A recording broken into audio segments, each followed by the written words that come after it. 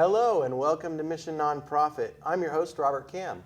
On Mission Nonprofit, we feature a local nonprofit organization from Thurston County, and this month we have the Sandman Foundation, which is the nonprofit organization in charge of that tugboat you see downtown next to the Oyster House. And with me to talk about the Sandman Foundation is a man whose last name is synonymous with a tugboat captain, or skipper if you will, Carl Seaburg, Yes. right? Yes, thank you. It's Carl Seaburg and Doug Ecklund, and you guys are on the board. Doug, you're the president of the board of the foundation. You're a board member of the foundation. Yes. Mm-hmm. You both have a long, rich history with the Sandman, and both enjoy it very much. So, we just the Sandman is over 100 years old, right? And 105. 105 years old, and it was basically responsible for downtown as we know it. Am I right about that? With Yes. Tell us a little bit about what the Sandman was doing to help form our city. Sure. But first, Robert, I want to thank you and TCTV for allowing us to come back. We were here 5 years ago, and we really appreciate it. Well, it's good to have you back, and this time we're going to go around in high definition. The last show we did in the standard definition. And, Yes. But, Well, anyhow, the Sandman did a lot of towing. mm-hmm. It's a tugboat and towed things. Towed barges of sand and gravel from the pit in Steilacoom. It towed logs, basically, though, in just the south end of Puget Sound. And it always was home ported in Olympia. And it was a working tug for about 75 years. And years ago, and Doug and I were talking about this just a few minutes ago, is that the Sandman went up to Tumwater, and other boats went there. Tumwater or Tacoma? Tumwater. Tumwater. You said Tumwater. up to Tumwater. Oh, yes. Olympia Brewery shipped out of there via a tugboat. There was Tumwater lumber, and logs had to go up there. Boomsticks that held the logs together had to come out of there. So there are many trips. I have a log book from the early 30s. Anyhow, these tugboats, I guess they were probably one of the biggest parts of Olympia's was growing up. Yeah. Well, it brought the sand and gravel for actually building the buildings downtown, is what. A lot of that. Mm-hmm. It also brought the material that finished up the Capitol building in 1927, I think it was. Oh, really? Yeah. Like marble and stuff like that? I don't know about the marble. And sandstone. Yes. Mm-hmm. Yeah. And so that's why it's called the Sandman. Because Exactly so. it brought sand and sandstone. Mm-hmm. Yeah, the guy that commissioned it owned a company called Olympia Sand and Gravel. Uh-huh. And so he had it built expressly for the purpose of towing barges of sand and gravel down to Olympia. And so, yes, Sandman is indirectly responsible for quite a little bit of downtown. Mm-hmm. And it's just been ported around here forever, and definitely an integral part of our community.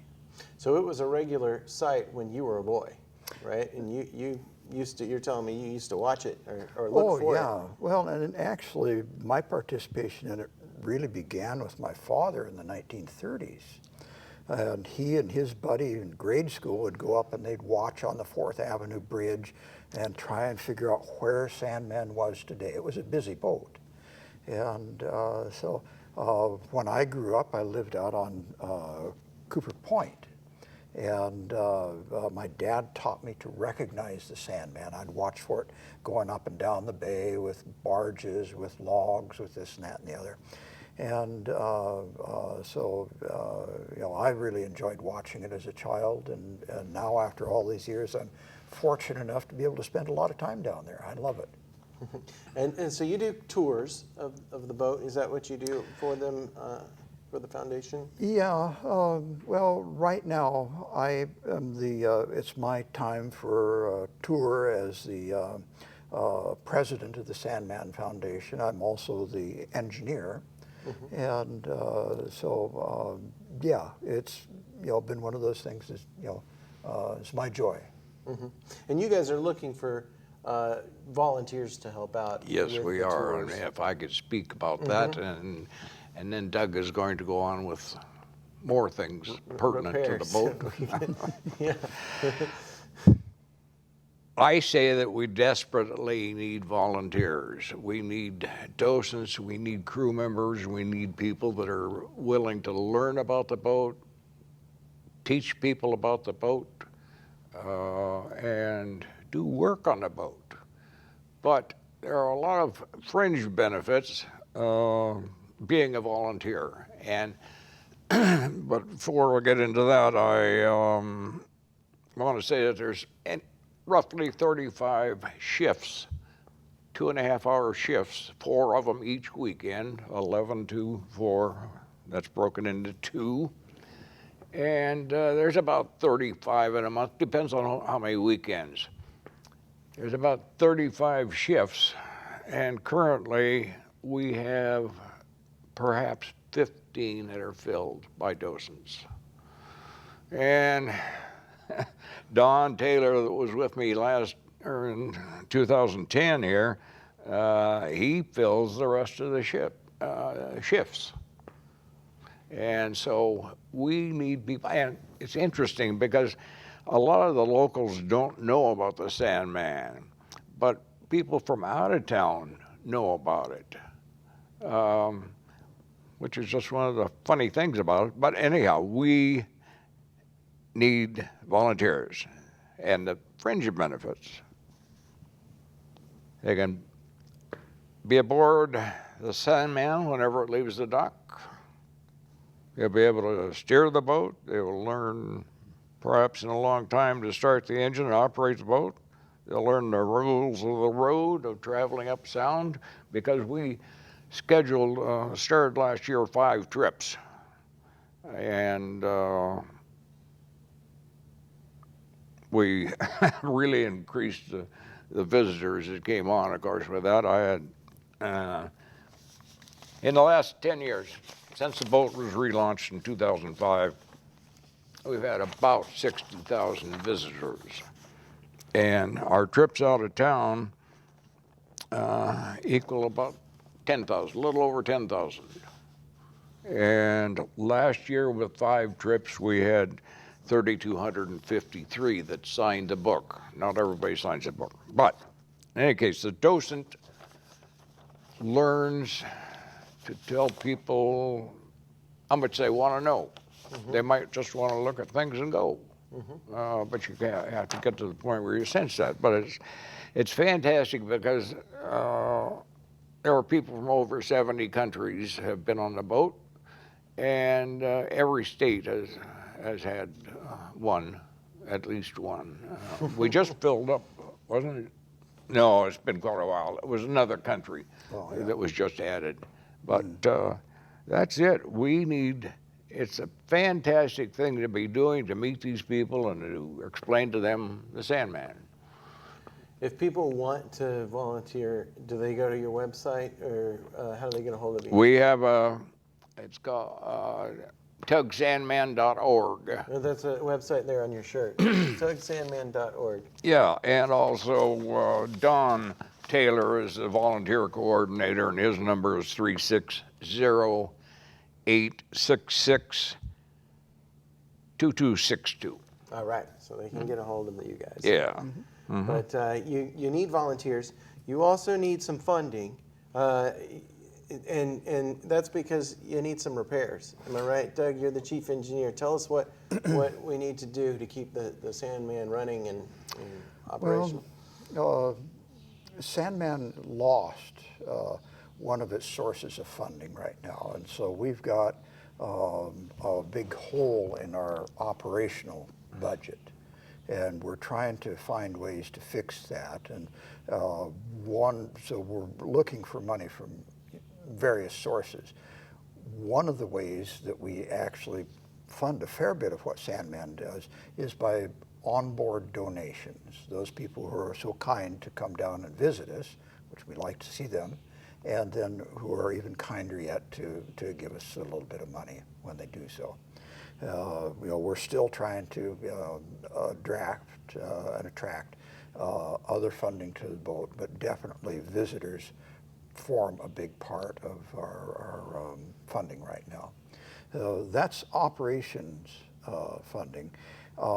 We also have a need for maintenance funding, and we've got some big things. Sandman is, after all, a wooden boat, and there's a lot of work, a lot of time and materials necessary to go ahead and do that. We need to be replacing timbers all the time. Right now we've got a particularly large one. We need to replace our deck, and it looks as though that we're probably going to need about $80,000 to do that. So we're trying to do everything we can to find funding to replace the deck. We're being innovative right now in trying to preserve the boat before that we can replace the deck. But, so we're going to have to do something about that here in the very near future. And then what about the engine? Oh yeah, and the engine is an antique in and of itself. It's 71 years old, and parts for it are getting harder and harder to find. Now, it's a rugged old thing, but still stuff breaks down. Right now, we have a cracked head on the diesel engine, and we need to get that fixed. And the bill for doing that, because the parts are hard to get, and it's a big heavy piece of iron, needs to be welded, they're telling us we need about $4,000 to do that. And so we have a separate fund, and for those people that choose to give us donations, we're setting that money aside just for doing that. Before that we have the fund complete, I will go ahead and commission the work to be done, but then that means we need to, we know that we're going to have some bills coming due, and we don't have the money to take care of that yet. So, excuse me, ahead, but yes. I Googled that engine. Now, it's a 1944 diesel, and that engine, they've built thousands of them, I guess, and a great many of them were used during the time Grand Coulee was built. And that's the size of the engine that's in Sandman, because it's the same thing that was in a D8 Cat, a big Cat. Yeah, Caterpillar dozer. And actually the Sandman engine is part of a very historic engine line, is the best way that I can think to do it. An awful lot of the infrastructure that we see around us has been made using that particular model of diesel engine in heavy equipment, in diesel electric generator sets, and like in Sandman, the version of it that is the marine version made for installation in tugboats and other heavy workboats like that. And so gosh, during World War II, we needed to build a highway up to Alaska.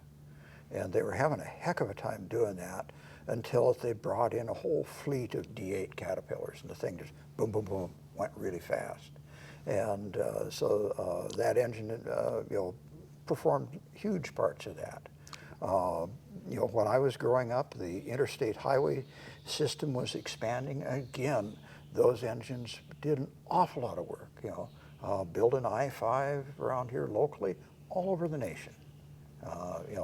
So it's really a wonderful old engine with a terrific history. It's not the engine that it was built with, though.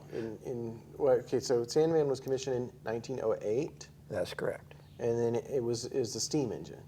The original thought was to go ahead and have Sandman built with a steam engine.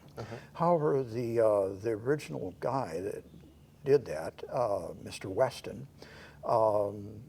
went to the, in 1909, he went to the Yukon Pacific Exposition in, up at the University of Washington. It was kind of like a World's Fair. And as he toured the thing, he came across this modern marvel. It was a 3-cylinder gasoline engine, about 50 horsepower. And the people that marketed the thing was a company called Frisco Standard. And they had taken the display model of this engine and had nickel plated it, so it looked like it had been chromed. And that's all it took for Mr. Weston. He had to have the thing. And so he offered to buy it from them on the spot. And they said, no, we'll wait till the end of the exposition. So delayed launching of Sandman just a little bit. But he did, he installed it in there, and it did the job. I actually went up to Tacoma and found a shop that has one of these engines in it. And it's quite a piece of machinery. And I was kind of soaking it up, and there was an old guy there that knew all about these things and was explaining it to me, and it has no spark plugs. It was called a hot bulb engine. You started it with a torch. And anyhow, he was kind of dismissive of it.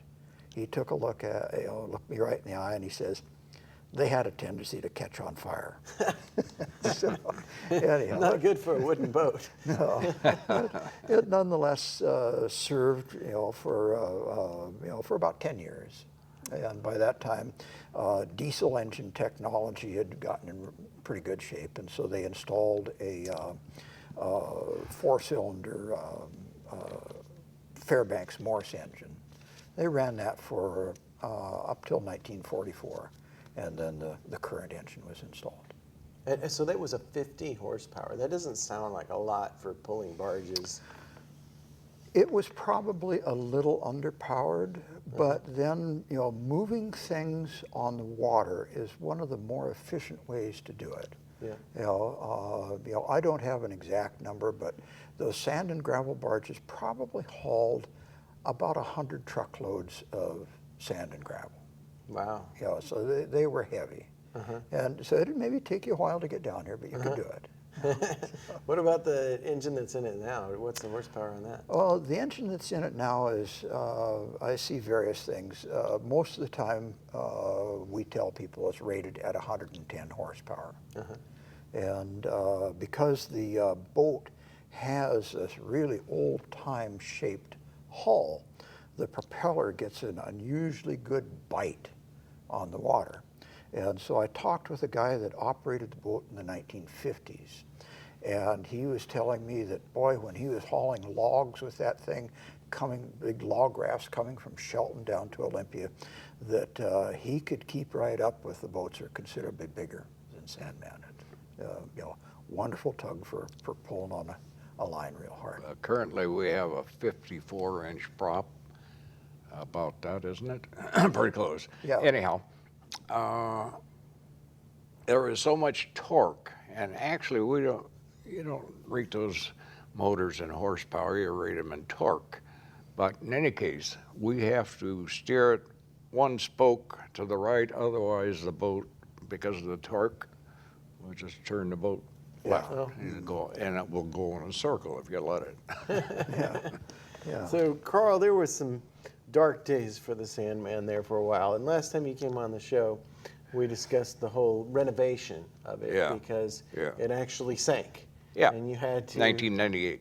And in '98, it was under the water, and you had to bring it up and restore it. It was up in a few days, and was taken to the boat yard over there, run by the Port of Olympia, and I think that's Marine Drive that goes by it.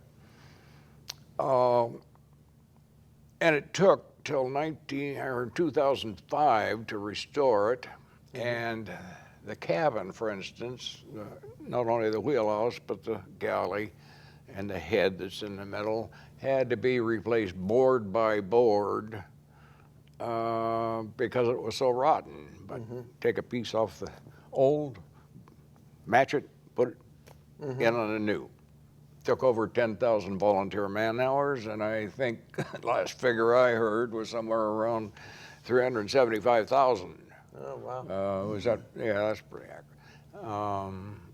and it was launched just before the Labor Day and the tugboat races in 2005. And the hull, for one thing, that's one thing. After it sank, the hull was taken up to Port Townsend, and they rebuilt the hull and put the new deck on, and everything above and below the deck were done by volunteers, reinstalling the engine and building the house. But you rode on the Sandman when you were a kid.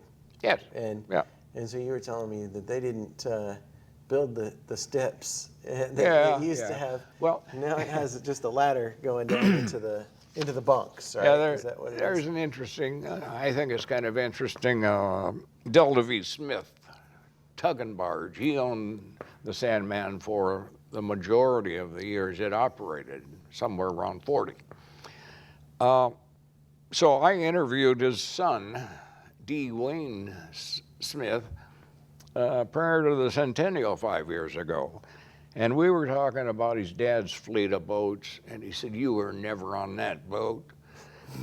And I told him, "Hey, that boat had a huge flywheel, and you had a short piece of iron. You stuck it in there, pulled that down, the stick came out, and maybe the engine starts and maybe it doesn't, but you keep cranking on that flywheel and it will start." He said, "My gosh, you have been on that boat." But that's, that kind of thing. And I've been on a boat with my uncle and waiting for a tide and with some logs, and I fell in, walking the logs. And very fortunate to be here today because of that. So you guys have a nice place to park the Sandman, and it stays there most of the time. Are there other places that it goes, and you go to other festivals and things like that in other cities and stuff? And That's correct. Yeah. We try to take visit as many of the festivals around the Sound as we can. Like we mentioned earlier, right now it's not running, and so we've missed out on a couple this year. Oh, okay. But yeah, we regularly go up to Tacoma, Seattle, Gig Harbor, Bremerton, Port Townsend, other places you can think of, Carl? No, that's about it. But Bob Powell that owned it for a time up to the restoration, we talked about going to Richmond, BC, and also hitting another short-time festival just into Washington, like, I can't think of that. Up by Blaine? Yeah. Okay. No, not quite up. Airport, anyhow. But we were being quite aggressive. The 5, Port Townsend is our longest run. It takes about 10 hours to get there, depending on tide, wind. And another thing is that engine is quite efficient for being as old as it is. It's 4 or 5 gallons an hour, which is not much. No, in the boat world, that's pretty economical. Mm-hmm. Yeah, so we can get there, for $50 or whatever it is. 40 gallons at $4 is whatever that is. Sure. So right now it's right next to the Oyster House, and anybody can go there on the weekends. Is it just Saturday and Sunday, or is it more than that? Saturday and Sunday, every Saturday and Sunday, except unless there's a couple of feet of snow or something like that. But Saturday and Sunday, from 11 to 4, and we have an agreement with the city of Olympia for that moorage there. We have to be open a certain number of hours each year. It currently is 420 hours. And so if you divide the 4-hour shifts into 420, you've got to have it open most of the time. And we have to, I call it our nut, it's insurance. We have sky-high liability insurance, $5 million. Yeah. Yeah, No, $5 million. Yeah. And that's our nut, about $5,000 a year for insurance. Wow. And we have to maintain that Yeah. as well as keep it open. Yeah. So are there like organizations or companies that donate year round, or because when I was on it, I went and visited recently, and we learned about the history from the volunteer that was there, and it was very educational. I brought my kids on there. They rang the bell. The bell, they like to do that. And, yeah. Well, if you were in the wheelhouse, you saw the plaques, the little sponsors. Yeah. And we have maybe a half a dozen fairly major sponsors that contribute once a year. But we need more money. Are most of those plaques put on because they helped get with the restoration, getting it back, I'm not sure about that. Do you know anything? Yeah, no, we have quite an inspiring number of plaques that we've got in various places on the boat where major contributors have been so kind as to help fund us. And we deeply appreciate any donation we get. And I wish we could put everybody's name up, but the boat, we can't sink the boat. So. Yeah. There is one thing before we get to the end of this, is that I would like to reiterate our need for volunteers, and truly it is an interesting experience to be on board and see the people that come to visit from like all museum. over. It's like a maritime museum, right? It is. Right It's there a floating museum. So we want people out there to go, and if they've never gone on the tour of the Sandman, go there on a Saturday or Sunday between 11 to 4 or 10 to 4? Yes, What was it? 11 to 4. 11 to 4. Yeah, And learn all there is to know about the Sandman. And drop a couple of bucks, but drop a 5 or a 10 in that little donation. Well, we always try to say that we are supported by volunteers and donations. So get out there and volunteer to Sure. do that, to work at this maritime museum. So we've got to wrap it up now. And it was a pleasure having you gentlemen here to talk about this. Thank you, Robert. Yeah. It's a pleasure being back. So go to their website, Tug, I'm reading it off your shirt, tugsandman.org. So we have to leave it there, but I want to encourage you to go out to the Sandman's 105th birthday party, which is August 7th, 8th, and 9th, and it'll be down there at Percival Landing. So make sure you tune in next month on Mission Nonprofit. Until then, I'm Robert Cam. We'll see you later.